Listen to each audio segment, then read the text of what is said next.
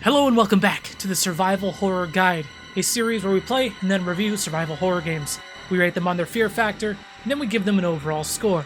Finally, we send it over to the series' totally arbitrary rating system to see how it stacks up against the rest of the survival horror competition. Today for the show, it is about damn time.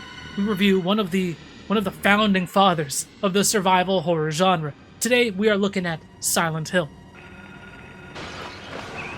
Oh god! If you could make a survival horror Mount Rushmore, please believe Silent Hill's mug would be on that bitch. Yes, Silent Hill takes cues from Resident Evil. It likely wouldn't even exist without Resident Evil popularizing this style of game, but this is far from a copycat. It's got a unique style and flair that's completely its own. I'll say right out of the gate here, I absolutely love this game's aesthetic. It absolutely nails it. For original PS1 hardware, visually this game surpasses every other survival horror game on the system. And it's been mimicked to death. Seriously, over the past few years, there's been countless PS1-esque looking horror games released, all trying to capture this look. And I've yet to really find one that rivals it, and this was released back in 1999. What really set it apart for me compared to the PS1 Resident Evil trilogy is this game isn't using any pre-rendered backgrounds. This is all in real time. It's insane. Obviously, you gotta keep in mind that this is PS1 and they were working with very limited horsepower. It's really a situation where you could tell the artists were extremely talented, but they were confined to the limitations of the hardware. I mean, just take a look at how great Silent Hill 2 looked just a couple years later.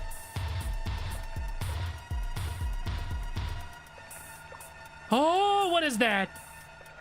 But even so, I found myself stopping numerous times to bask in the extremely dithered, low-poly, yet still aesthetically awesome ambience. I seriously nerded out several times looking at how greatly grotesque some of the levels and art looked. This game was way ahead of its time for sure. Some of these angled camera shots, the real-time lighting in the environment, it's so well done. And I don't want to say it's just so well done for the PS1, because that's selling it short. It's just simply well done. Oh! Oh, he's munching my ass, dude! Anyways, let's dive into the game's story. It starts off with our protagonist, Harry Mason, waking up in his car in Silent Hill to discover that his daughter, Cheryl, is nowhere to be found. And this game cuts right to the chase. As Harry explores the extremely foggy surrounding in search of his daughter, he immediately comes across all kinds of dangerous and disgusting monsters. Catching glimpses of Cheryl several times throughout the game, it seems Harry is always just one step behind. This leads him on a goose chase through the town of Silent Hill that takes him through the elementary school, the sewers, hospital, shopping mall, and all connected by the streets. Kind of crazy, open world survival horror in 1999. I mean, sure, you can only see like 6 feet in front of you at any given time, but still, it's pretty damn ambitious. Along the way, Harry meets several oddball characters: Sybil, Lisa, Kaufman, Dahlia Gillespie. A lot of the interactions with these characters and their various optional quest lines and objectives heavily influence the ending you'll get in the game. This being my first time through, I absolutely bombed it. I did terrible. But the story is actually quite interesting, and there's a genuine sense of mystery, and you'll be asking yourself, which of these people can I actually trust? Oh, what are you, dude? Oh god. The game also does not hold your hand. The puzzles are legit challenging. You really need to explore your surroundings. You really need to read all of the notes you find throughout your journey. The first boss fight you come across has a very specific trick to it that would be completely lost on you if you neglected the required reading. Overcoming these challenges were actually quite rewarding. Hold on.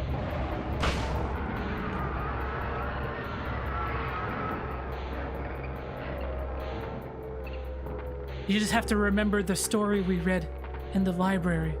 If it isn't clear by now, I really liked the game, but there are definitely some valid criticisms. The combat is clunky and stiff, as were all of the survival horror games of the time, but still, that shouldn't give it a pass.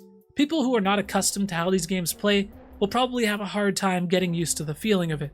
What's funny is, earlier this year we reviewed Silent Hill 4: The Room, and no joke, this game's combat somehow actually feels better than it did in that game. The voice acting is also, lacking. I mean, it's no Resident Evil 1, but it's still pretty damn rough. My daughter. I've got to find her. And it's like the line delivery is so slow. You can tell that they recorded all of these lines separately and they just like pieced it together. It's pretty jank.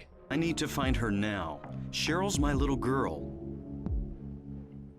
I can't just leave her out there by herself. Have you got a gun? But I gotta say, these really are just nitpicks. The core experience is still just so damn good. I can't believe it's taken me 20 years to finally play through this game.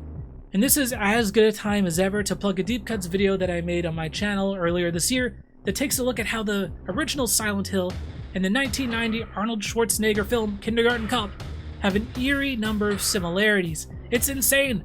You should definitely check it out. On the Fear Factor scale, this game is a 7.5. It's still scary, dude, 20 years later.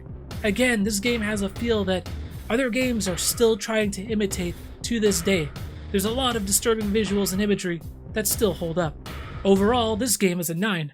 The original Silent Hill obviously has a good reputation, but usually most of the Silent Hill praise goes to the second game in the series, so while no, it wasn't perfect, had some minor setbacks, I was still pleasantly surprised. Now, taking it over to the series' totally arbitrary rating system, I had a good think about it, and you know what? I think I enjoyed my time with this game more than anything else we've covered so far. Silent Hill is going to take over the top spot. If you guys want to check out my full playthrough of Silent Hill, then you should definitely check out the Let's Play channel for all of my horror game playthroughs and all kinds of other random stuff. Thank you so much for watching this episode of the Survival Horror Guide. As always, please let me know what you thought about it. Hit the like button, it does help this channel out a lot. And let me know what you'd like to see covered in the future on this series. Thanks for watching this one, guys. Peace.